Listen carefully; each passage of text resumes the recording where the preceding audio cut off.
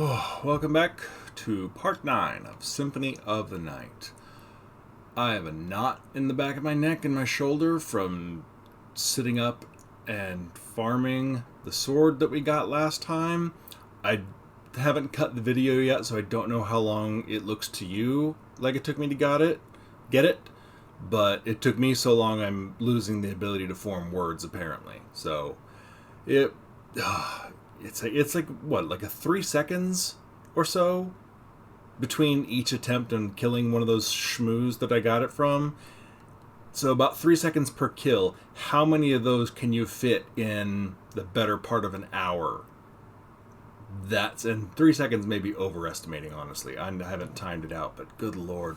It takes forever, and when you watch one of them fall to the floor as you get knocked back into the room, it's heartbreaking. Fortunately, it only happened once. It would have happened again, but my sword buddy saved me, so cheers to you, dude. But it is also a mind-numbing process, hence the coffee. So, picking up where we left off, we are in the library and exploring the upside-down castle of Castlevania. And now that we have the Chrysogarm, which looks like that and is awesome, we will be seeing how fast the rest of this goes. Dun, dun. Yeah, you know, I got all your buddies lined up on the graves back there.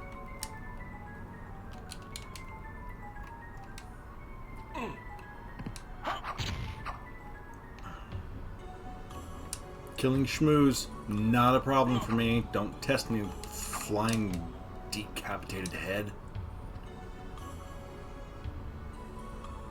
I mean, of course it's a decapitated head. You can't have another part be decapitated. It's all there in the name.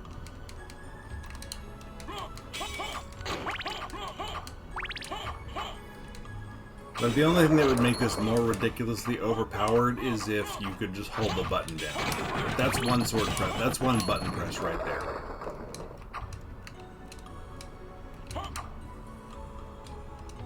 One press. One press. One press. This sword is ridiculously strong. Like, it's not the individual attack with it is that strong. It just hits so many times all at once and covers you top to bottom practically.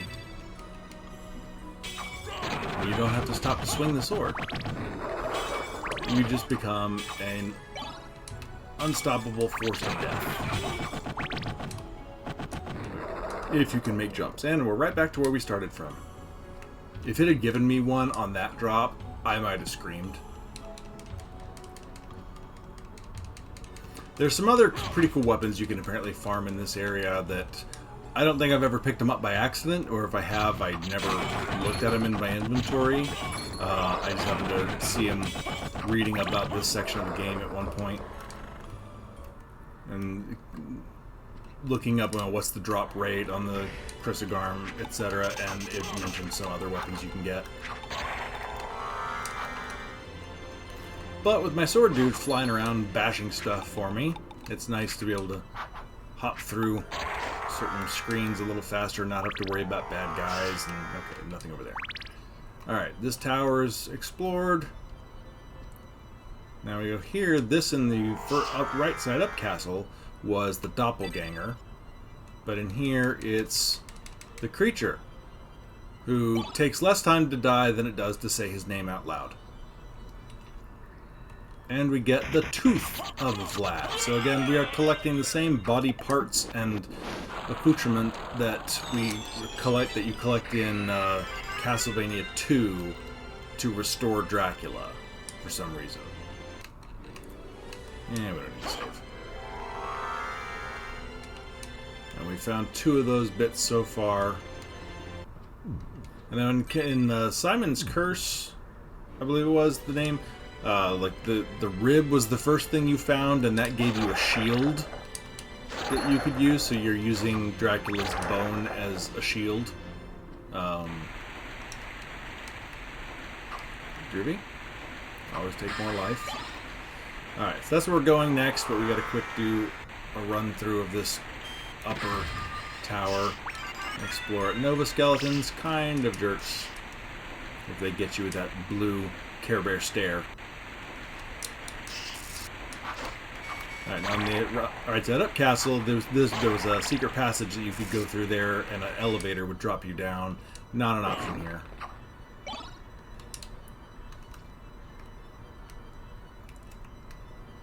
I'm just gonna stay mist because we gotta go through there.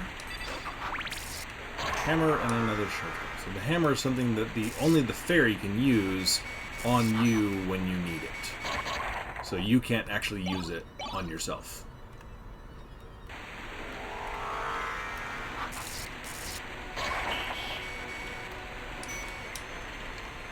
You gotta navigate this area using bat skills, etc. You just can't jump high enough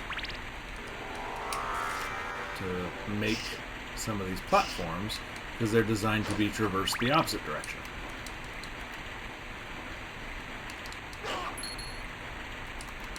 So, quick changes to bat and back happen quite frequently.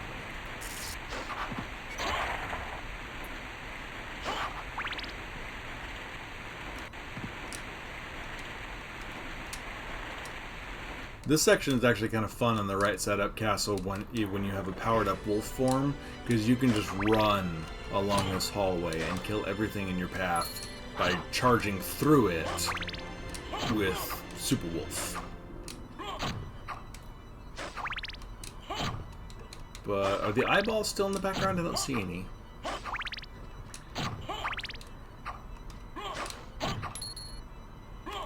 See, that's what I get for looking out the background and not actually watching what I'm doing on the screen. That whole time I was looking at the background, looking for giant eyeballs peeking in the windows. Just playing the game on autopilot. Alright, now, on the bottom of this room, you can see these little things that I'm now standing on. These are evil. They will kill you. And we'll see if I can avoid one and show you what it looks like. I will get hit by them eventually, but I like those little things in Zelda, in the original Legend of Zelda. When you walk into the room, there are those traps that spring in from either side. It's basically what those things are, and they hit hard. No matter what armor you have on, you're taking a hit for like 100 and something health every time they hit you. And you can get trapped by those things, and the monsters above them and around them. It's not fun. So, hence Mist Form is very useful for just sort of cruising around, getting where you need to go.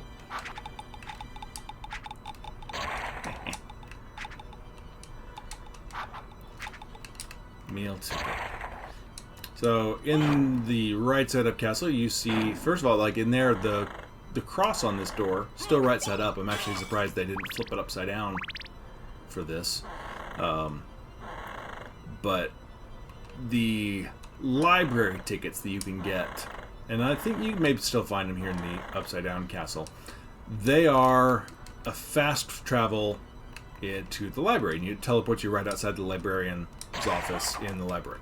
Well, in this, while you're in the upside down castle here, if you use one, it takes you to the right side up castle outside the librarian's office. So that's a fast way of getting between castles, but then to get back here, you have to go back to the room where after you fought Richter, and first teleported over here is the only way to get back here. So it's fast to get back, but then you still got to traverse all the way to get where you're going to get here.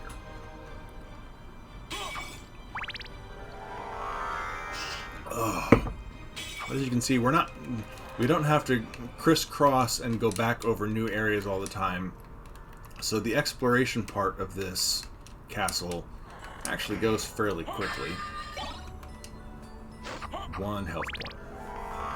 But plenty of exploration. done and done. Alright, where are we going next? What is the best way to get through this area? I'm trying to remember. I think is to climb on the right, drop back down, the opposite of pretty much what I did last time.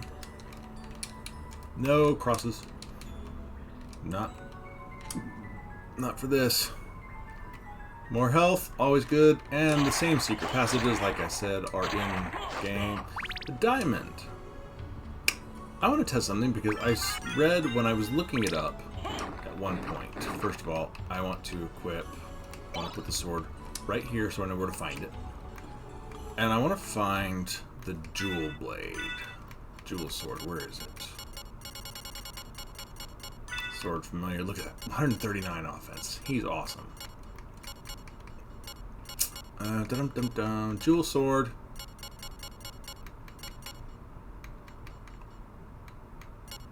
Okay, I passed it somewhere in here.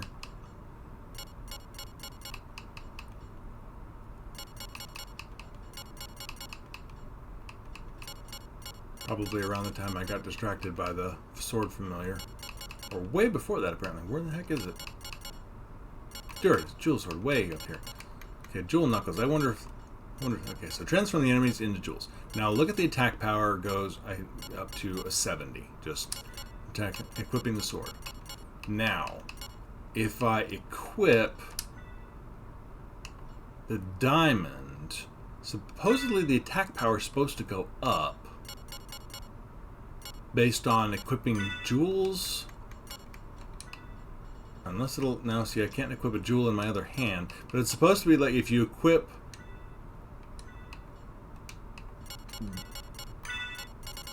Diamond, yes. Maybe that's not in this version of the game. I don't know. But I read somewhere that the equipping gems is supposed to increase the offensive power of the sword. So I don't know what that's all about. Now this is kind of cool. If you...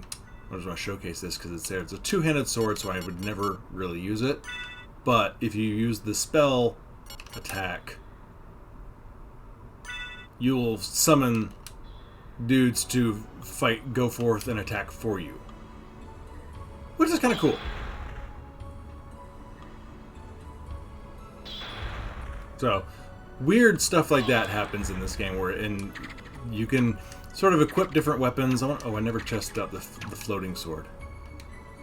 Whoa! Dude! It's like you can't actually swing the sword, you just throw it across the screen and it flips back. I've never used this before. That's a terrible idea. Like, I would never use it for real. In addition to, I mean, it's got it's got decent attack power. It's not horrible, but, you know, I've got tons of stuff that's stronger.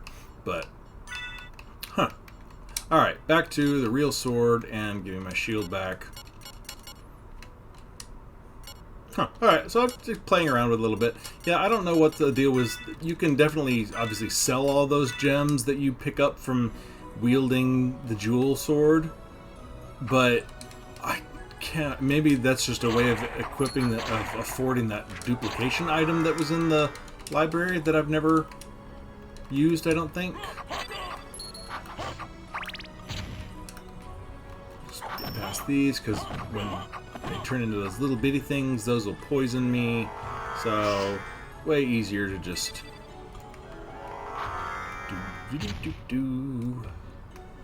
And, you know, the sword familiar gets to fly around and have fun. It's like a kid popping balloons. Whee! Whee! You done? Okay. And we'll come down here. If that little dude hits you, you get stuck doing whatever your last action was interminably for a little while. Like, you just... So, if you swing your sword, you'll just be stuck with your sword out or something ridiculous like that. It's... There's only one of them here, so it's not that hard. But there are times later where there's like a flight of those things, and if they get you, it's a pain. The bat flies faster than mist does.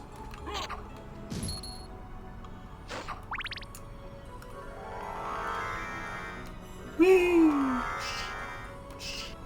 Whee!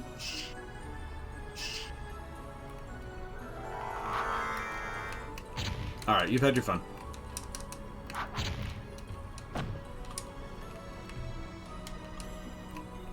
Whee! Now I have fun. Thank you. Alright, is that everything? Yes, we have caught back up to where we need to be. And here, this last time, this little side area was where the succubus was and took me into the dream world where she impersonated my mother and rather badly tried to play with my mind and get me to hate humans or something like that. It's not real clear. More balloons.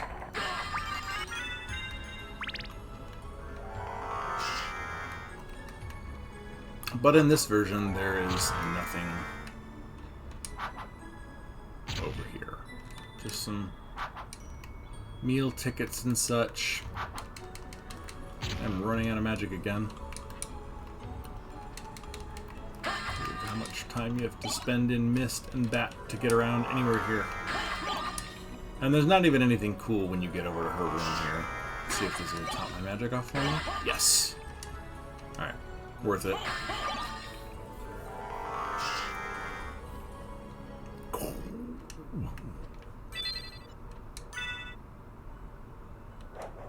Hey, there's just some peanuts, which, as we've already demonstrated in a previous video, are not the easiest thing in the world to eat in this game.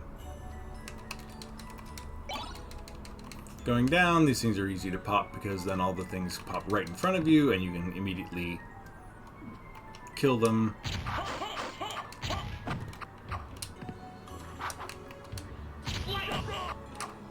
Don't want that, that's a cross. Alright, now that we have full magic, fly back up along the corridor. Coffee break.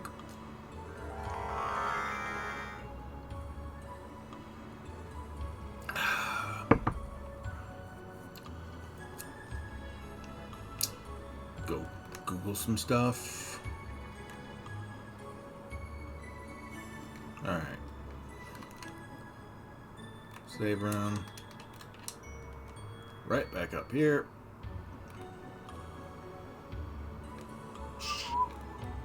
Alright. Time for the new doppelganger.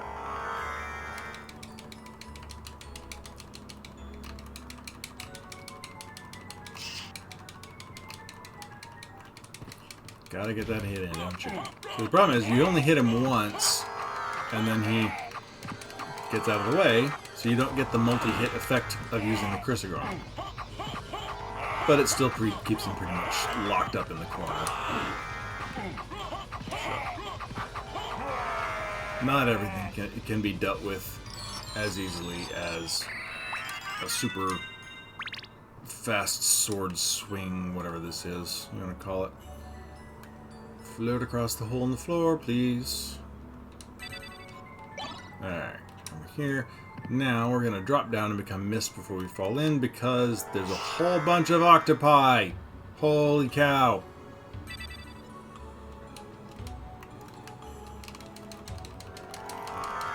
Mistime that.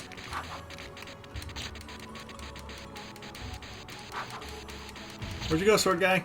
Come on, you could be having a blast just charging down the line of octopi here. See, if you're a little bit too fast, they get a tentacle in at the bottom. They sneak it past and they get you. But look at this. Look at the sword just carving through everything. Calamari galore. Which is quite delicious. It's a dark octopus. So, you know. But they still take they do take quite a bit of damage to take down, which is why if you move a little too fast, they get you. And then they respawn behind you. You can just walk back and forth. You wouldn't really... It's a terrible place to try and farm like that. But again, it's like your little sword buddy just having a field day, just swinging around happily. Almost as much fun as he has popping those balloons. So this was the room that had the Scylla head in it before, and that was down where the full Scylla, woman with giant tentacles, was. This is where the underground river is, the second one that required the ferryman, and we get to the fun physics of Upside Down Castle. The water on the ceiling. Now, this water on the ceiling took me a while to figure out how to get the best of, because when you get up there, you get some really cool jumping distance. The hardest part of this is that you're not exploring the map. It's hard to get up on some of these parts of the map here. It's really, really difficult to get up there high enough to have it kick off the second block of the map above you. And before I was really figured out how to do the exploration in this castle, I was missing chunks up there, and I said, well, it's impossible. I don't know why they bothered to put that on the map. They should just give it to you for free. Because look at that. I'm jumping as high as it will let me go, and it is not giving me the exploration there. Right? Well, not exactly. Turns out you can turn into a wolf in the water. And when you are a wolf, you get a little bit of extra room there because of where it reads your body as. And so now, instead of reading just below the line, which is right at that line on the floor, now it kicks it off and it gives you credit for it.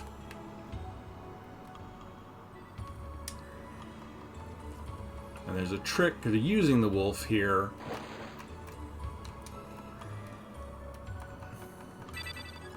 In a different part of the map. See, come on.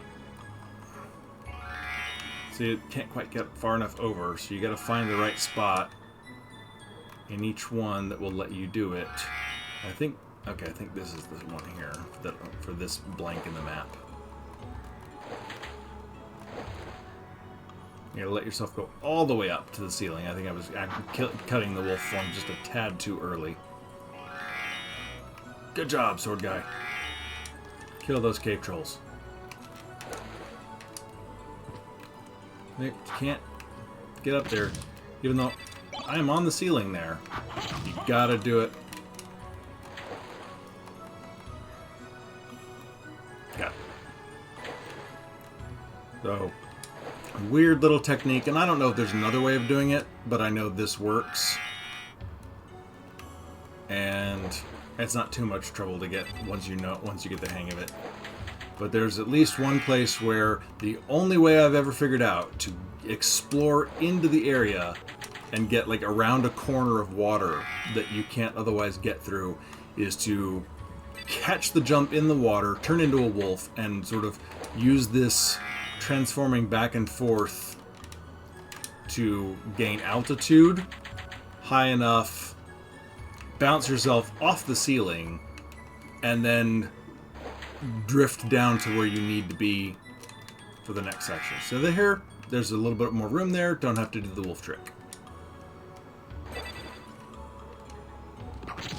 So I don't know if there's another way of doing that, but that's the way I figured out a few years ago,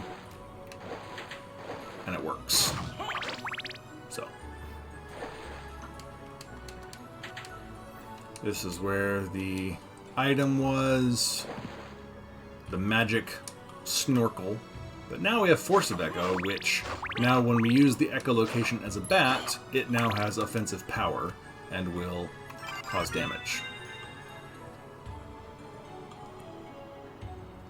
I think I was doing that and charging as the wolf, and I jumped and I hit a ramp and it shot me up into the water, and I stayed as a wolf, and that was the first time I realized you could go into the water as a wolf and it wouldn't change you.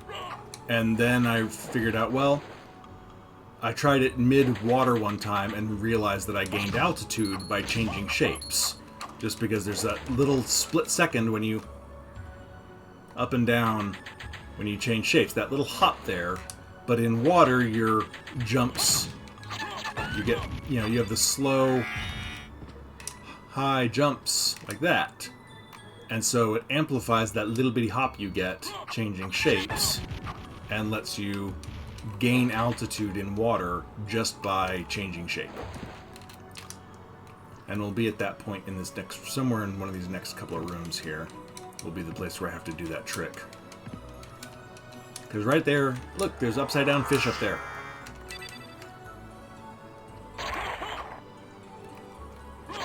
And there's two ways of getting up there.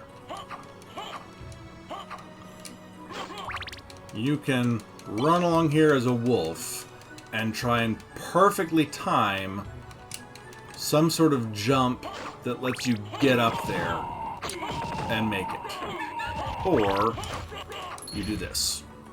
And you just, as soon as you get in the water, you start changing shape. Because you can't, I'm pushing left. You can't move left and right. When you start this, you can only go straight up. But once you hit the ceiling, and you bounce off the ceiling, in human form, which I already missed it once, bounce, and now you can drift.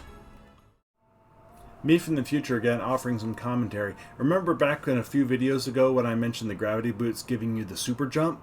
This would be the spot where you really could benefit from having the super jump, and it would save an awful lot of jumping and gravity tricks in the water, and it would have saved me an awful lot of hassle figuring out how to do this in the first place. So, really wish I'd known about this trick earlier.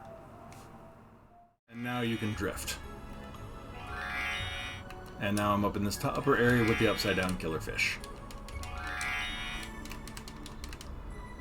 I don't know why the fish are upside down and nothing else is, but here we are. So this is how to clear this section of the map or complete this section for percentage points.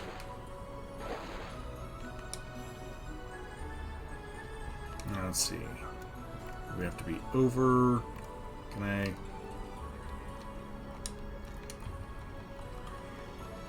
Get up toward the ceiling here to get that. Yeah, got it. Okay, thank you.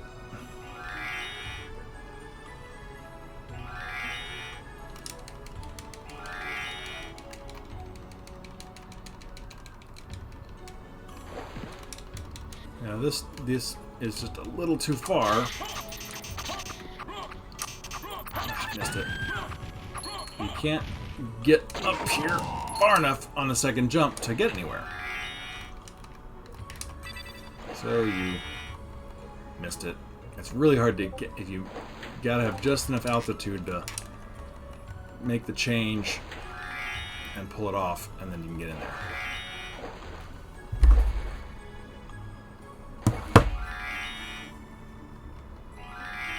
We go straight up until we can bonk our head on the ceiling. And then we can drift over. And we should have map completion there now. Okay, we're good in this room. So now you can soar sideways across. It's just getting to that point first.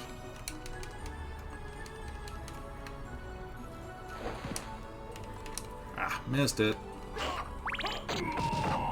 Okay, this is easy.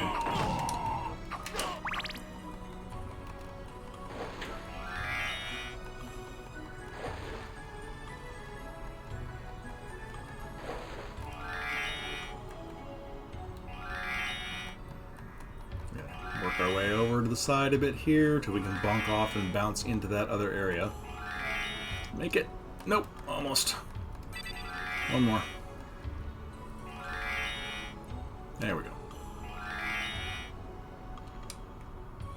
So, I mean, there's stuff up here, so they do obviously plan on you getting up here somehow, not just some sort of weird map completion thing. I mean, they put stuff up here for you to come find. But that is this room complete.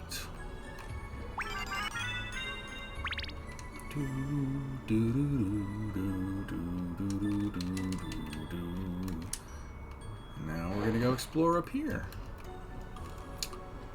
And this section leads to one of, if not the hardest bosses in the game eventually, is down here. If you played before, or if you were with me in the playthrough, in the room with the giant ball with all the bodies around it, These guys, these were the first boss in the game. These flying gaybons, skybons, something. No! Give my knives. Bloody bottle attack. These guys in the Slogras were the first boss you fought in the right side up castle. Now they're just pile 3 or 4 of them in a room together. Bad guys.